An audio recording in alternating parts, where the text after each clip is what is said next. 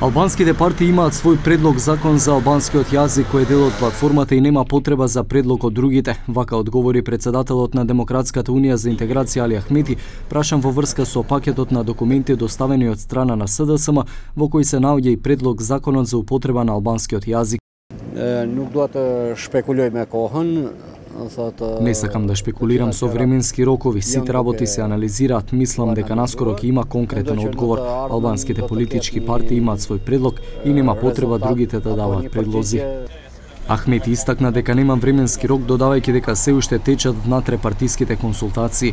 Тој воедно потенцираше дека ќе има и средби со останатите албански партии, конкретно со лидерот на Беса Билјал Касами, но генералниот секретар на Движење за реформи ДП Арбен Тарвари во гостувањето во емисијата Клик Плюс откри дел од понудите на СДСМ, меѓу кои и предлог законот за албанскиот јазик кој содржи 74 члена. Точка по точка ги анализиравме сите точки на албанската политичка платформа и горе-долу преговорите за албанската платформа ги врши ДУИ. На средбата не информираа за тоа како напредуваат преговорите. Еден од најважните закони за нас е употребата на албанскиот јазик. Тие го добија предлогот, но јас искрено се уште не сум го прочитал, но имаше отприлика 74 члена кои ги добивме за читање. Ќе ги прочитаме и ќе ги анализираме со нашите експерти. Од СДСМ ниту денеска не сакаат да коментираат за предлогот за употреба на албанскиот јазик. Портпаролот Петре Шилегов вели дека чекаат одговор од ДУИ со нивните потписи за да може да се формира влада.